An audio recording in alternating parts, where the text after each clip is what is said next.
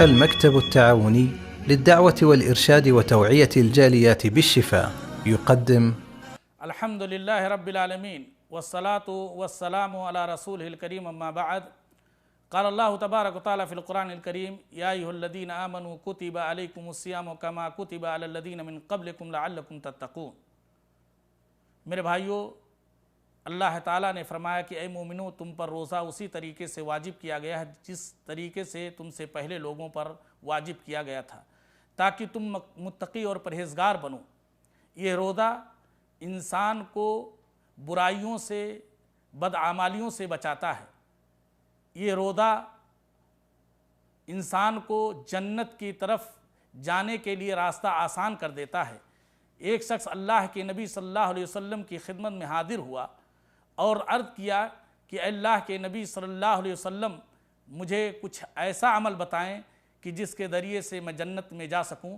तो आप सल्लल्लाहु अलैहि वसल्लम ने फरमाया, तुम अल्लाह की इबादत करो, उसके साथ किसी को शरीक और साझी ना ठहराओ, 5 नमाज़ों की अदायगी करो, ज़कात अदा करो, रमज़ान के रोज़े रखो।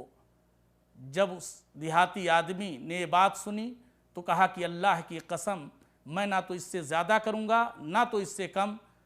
जब वो जाने लगा तो अल्लाह के नबी सल्लल्लाहु अलैहि वसल्लम ने कहा कि जिस शख्स को ये बात अच्छी लगे कि वो किसी जन्नती को देखे तो इस आदमी की तरफ देखे।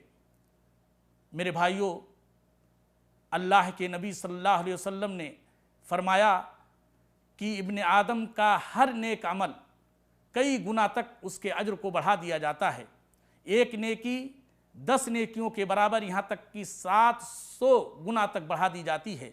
लेकिन अल्लाह ताला ने रमज़ान के रोज़े के ताल्लुक़ से फरमाया कि लेकिन रोज़ा ये मेरे लिए है, इसका अज्र मैं अपने पास से दूंगा।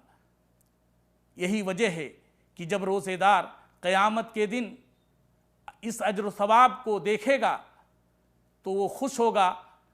जैसा कि अल्लाह के नबी सल्लल्लाहु अलैहि वसल्लम ने फरमाया कि रोज़ेदार को 2 खुशियों के मौके हासिल होते हैं।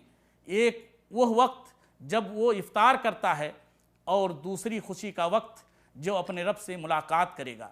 इसलिए मेरे भाइयों दोस्तों, हमें और आपको रोज़े की हिफाजत अच्छी तरीके से करनी चाहिए, क्योंकि ये रोज़ा क़यामत के दिन आएगा और रोज़ेदार के लिए सिफारिश करेगा और उसकी सिफारिश अल्लाह ताला कबूल करेगा। इसलिए अल्लाह से दुआ है कि अल्लाह रब्बुल इज़्ज़त हमें रमज़ान के रोज़े को बेहतरीन तरीके से रखने की तौफ़ीक़ अता फ़रमाए और हमें उन खुश नसीबों में शामिल फ़रमाए जिनकी अल्लाह इस महीने के अंदर मग़फ़रत फरमाता है और जहन्नम से उनको आज़ाद करता है। अल्लाह हमें इसकी तौफ़ीक़ दे। आमीन। व मा अलैना इल्लल बलाग।